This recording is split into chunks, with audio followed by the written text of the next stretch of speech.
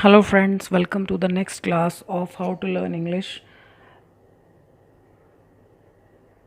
सबसे पहले तो मैं आपको ये बता दूं कि मैंने प्लेलिस्ट बना दी है ताकि आपको जिस भी टॉपिक पर आप मेरी वीडियोस ढूंढना चाहें ढूंढ सकती हैं। टेंसेस की सब वीडियोस अलग हैं, मींस अलग अलग टॉपिक्स की वीडियोस मैंने अलग अलग कर दी हैं।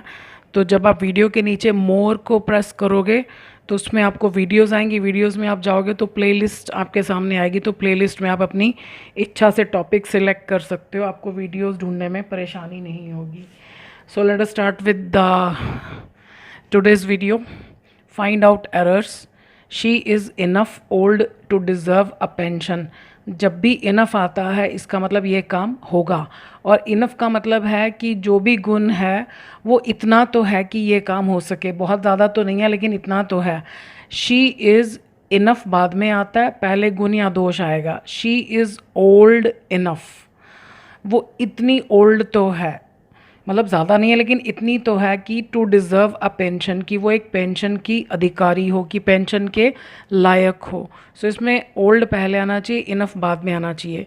She is a member of our society since her marriage, वो अपनी शादी से ही यानी शादी के समय से ही हमारी सोसाइटी की मेंबर है। तो किसी भी सेंटेंस में अगर कोई काम हो रहा है और ये बताया जा रहा है कि वो कब से हो रहा है, तो एक बात तो तय है कि वो परफेक्ट कॉन्टिन्यूज़ है। लेकिन अगर हम इसको ध्यान से देखें तो इसमें कहीं भी कोई काम ही नहीं हो रहा, इसमें रहा है शब्द नहीं आ रहा। तो जब हिंदी में रहा है नहीं आ रहा तो परफेक्ट कॉन्टिन्यूज़ होते हुए भी इसको हम परफेक्ट में बनाएंगे। तो पहले हम देखते हैं कि इसमें वर्ब क्या है, इज़, क्योंकि ये सेंटेंस बिना इज़ के नहीं बन सकता। तो इज़ क्या है, बी की फॉर्म है, और हमको किस में बनाना है, इसको परफेक्ट में बनाना है, भले ही ये मीनिंग वाइज परफेक्ट कॉन्टिन्यूज़ है। तो शी हैज़, इसकी third form been, she has been a member of our society since her marriage. अगर हमसे कोई पूछता है कि इसमें वर्ब क्या है तो हम कहेंगे been. He did not find any rule disobeying, उसने नहीं पाया किसी भी रूल को। ये पहले भी हम बहुत बार कर चुके हैं कि सब्जेक्ट ने पाया, सुना, देखा, पकड़ा ऑब्जेक्ट को, या तो कुछ करते हुए या उसके साथ कुछ होते हुए। तो ऑब्जेक्ट क्या है, रूल। तो रूल डिसोबे नहीं कर सकता, रूल को डिसोबे किया जाता है, तो ये पैसिव वॉइस होना चाहिए।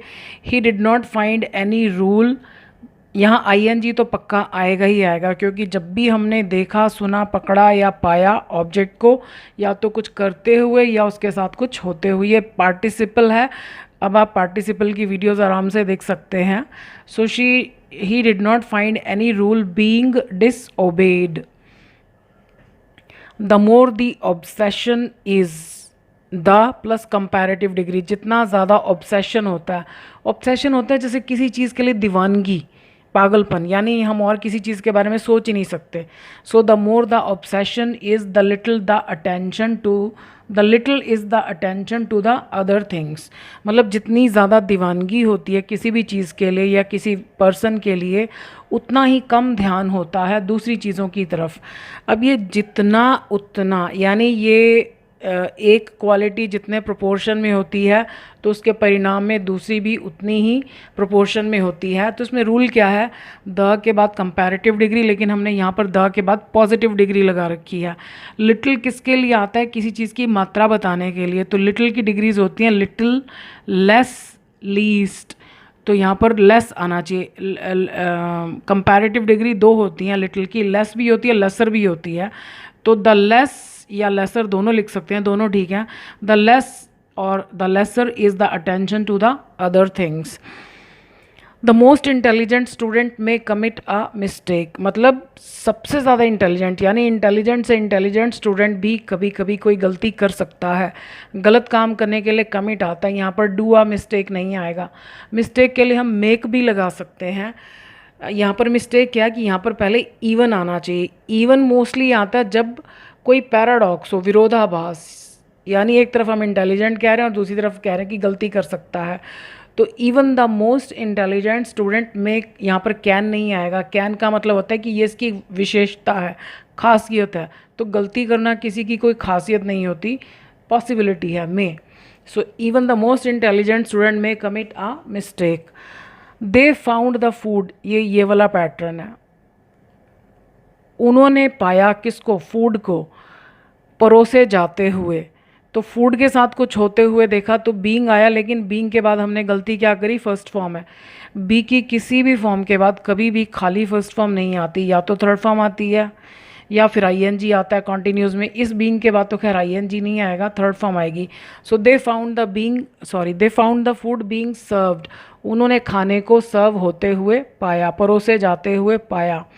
ही इज़ टू इंटेलिजेंट, वो इतना ज़्यादा, मैंने अक्सर स्टूडेंट्स को देखा वो इसकी और इसकी हिंदी ठीक से नहीं करते हैं।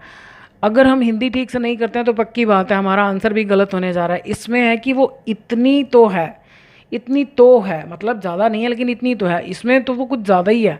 ही इज़ टू इंटेलिजेंट, वो इतना ज़्यादा इंटेलिजेंट है कि वो ये एग्ज़ाम पास नहीं कर सकता है, क्योंकि TOO के बाद जो ये होता है इसका मीनिंग नेगेटिव होता है, इनफ के बाद जो ये आता है इसका मीनिंग पॉजिटिव होता है। तो यानी ये नेगेटिव में तो इसका सेंस निकलता ही नहीं है कि वो इतना ज़्यादा इंटेलिजेंट है कि वो पास नहीं हो सकता है। यहाँ पर गड़बड़ क्या है कि हमें यहाँ पर कई बार क्या होता है, मैं स्टूडेंट्स को देखती हूँ कि वो सिर्फ बाहर से देखते हैं, अच्छा यहाँ पर 2+ है, यहाँ पर ये है, यहाँ 2+ फर्स्ट फॉर्म, तो पैटर्न तो यही है, सेंटेंस ठीक है, मीनिंग नहीं समझते। मीनिंग समझिए, हमको ये कहना चाहिए कि वो इतना इंटेलिजेंट तो है कि वो ये एग्ज़ाम पास कर सकता है, तो यानी यहाँ पर 2 नहीं आना चाहिए। ही इज़ इंटेलिजेंट, यहाँ आएगा enough.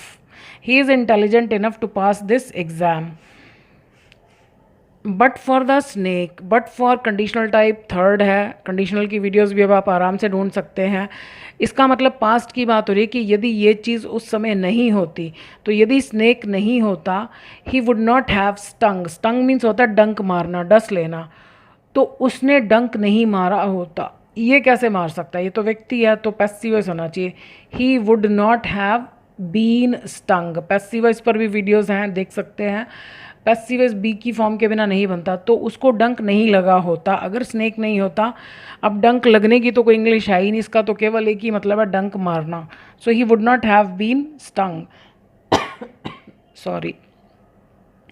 The big a car is the more the price is, ये ऊपर जो हमने अभी किया ये कंपैरेटिव डिग्री। द बिगर, जितनी ज़्यादा बड़ी, तो ज़्यादा बड़ी की इंग्लिश बिगर, क्योंकि बिग का मतलब तो सिर्फ बड़ा होता है। The bigger a car is, फिर कॉमा ज़रूर आता है। The more the price is, उतना ही ज़्यादा उसका प्राइस होता है। ग्रेट द अपॉर्चुनिटी वॉज, अब कोई सेंटेंस सीधा केवल एडजेक्टिव से शुरू हो रहा है। ग्रेट एज, जैसा कि, एज दी अपॉर्चुनिटी वॉज, जैसा कि वो अपॉर्चुनिटी बहुत ग्रेट थी, बहुत बड़ी थी। ही डिड नॉट मिस इट, उसने इसे नहीं गंवाया। अब जो ये हमने एरर्स किए हैं, ये मैंने प्रैक्टिस के लिए कुछ हिंदी में भी दिया ताकि आप हिंदी में अपने आप करें तो अब आपको और अच्छे से समझ में आएगा। अब आप ये सेंटेंस देखो, इतना गर्म था दिन कि सारे पौधे मुरझा गए। आप चाहें तो पहले इनको हिंदी देखकर इंग्लिश को मत देखें, आप खुद बनाने की कोशिश कीजिए, फिर आप टैली कर सकते हैं कि आपके कितने ठीक हैं या कितने गलत हैं। इतना गर्म था दिन, अब हम वैसे भी तो कह सकते थे कि दिन बहुत गर्म था, लेकिन ये कहने का स्टाइल ऐसे शो करता है कि दिन कुछ ज़्यादा ही गर्म था। तो इतना गर्म था दिन कि सारे पौधे मुरझा गए। तो अब जैसे ये हम हिंदी में बोले ना, इंग्लिश में बिल्कुल हू बहू ऐसे की ऐसे ही ट्रांसलेट करना है। नॉर्मली ऐसा होता नहीं है कि जैसे हिंदी में जो जहाँ लिखा है ऐसे इंग्लिश में हो, लेकिन ये ऐसे ही होगा। So hot was the day, यानी सो लगाकर पहले एडजेक्टिव और उसके बाद जो सेंटेंस है वो क्वेश्चन की फॉर्म में। So hot was the day that all the plants withered away. विदर away means मुरझा जाना, ये सिंपल पास्ट टेंस है। अगर पत्थर नहीं होता, ये वाला, बट फॉर द स्नेक, अगर पत्थर नहीं होता तो वह अपने अटैकर को नहीं मार सकी होती। बट फॉर द स्टोन, इसको हम वैसे ऐसे भी लिख सकते हैं, if the stone had not been there. तो अब क्योंकि ये टाइप थर्ड है तो इसमें वुड हैव या कुड हैव आएगा, तो वो नहीं मार सकी होती। She could not have hit, hit होता है किसी चीज़ से चोट करना, हिट की तीनों फॉर्म्स यही होती हैं। He could not hit, he could not have hit her attacker. अमीर से अमीर आदमी, अभी हमने ऊपर भी किया था, ये इंटेलिजेंट से इंटेलिजेंट स्टूडेंट भी गलती कर सकता है। अमीर से अमीर आदमी यानी सबसे अमीर आदमी भी कभी कभी नाखुश महसूस कर सकता है। मतलब ज़रूरी नहीं कि किसी के पास पैसा है तो ये इस बात की गारंटी है कि वो हमेशा खुश ही रहेगा। इवन, ये इवन से ही शुरू होगा, क्योंकि ये सेंटेंसेस में हमेशा पैराडॉक्स होता है, विरोधाभास। एक तरफ हम कहते हैं अमीर आदमी और ऊपर उधर से हम कह रहे हैं कि वो नाखुश। इवन द रिचेस्ट पर्सन में, यहाँ पर कैन नहीं आएगा क्योंकि हम उसकी खासियत नहीं बता रहे, एक चीज़ की पॉसिबिलिटी बता रहे हैं। मे समटाइम्स फील अनहैप्पी। समटाइम्स क्या है? एडवर्ब, जो ये बताता है कि काम कितनी बार हुआ, जैसे ऑलवेज, नेवर, समटाइम्स। तो मोस्टली ये एडवर्ब्स जो होते हैं वर्ब से पहले आते हैं, मेन वर्ब से पहले, हेल्पिंग वर्ब के बाद। सो मे समटाइम्स फील अनहैप्पी। उसने एक लेटर को टाइप होते हुए देखा, ये इस वाले पैटर्न पर है। मैंने आपको ये जो है ना इन्हीं में से ही दिए हैं ताकि आपको ये और अच्छे से समझ आ सके। तो उसने देखा, अब उसने लड़का भी हो सकता है, लड़की भी हो सकती है, ही भी लिख सकते हैं, शी भी लिख सकते हैं। शी सॉ किसको? आ लेटर। अब लेटर के साथ कुछ होते हुए देखा तो पैसिव वॉइस है। अगर लेटर को कुछ करते हुए देखा होता तो फिर हम बीइंग नहीं लगाते, इसके साथ आईएनजी लगा देते। लेकिन अब लेटर के साथ कुछ होते हुए देखा तो बीइंग टाइप्ड, ये प्रेजेंट पार्टिसिपल है, पैसिव वॉइस में है। अब आप आराम से पार्टिसिपल की वीडियोस देख सकते हैं क्योंकि उनकी प्लेलिस्ट मैंने बना दी है। So thank you for watching this video.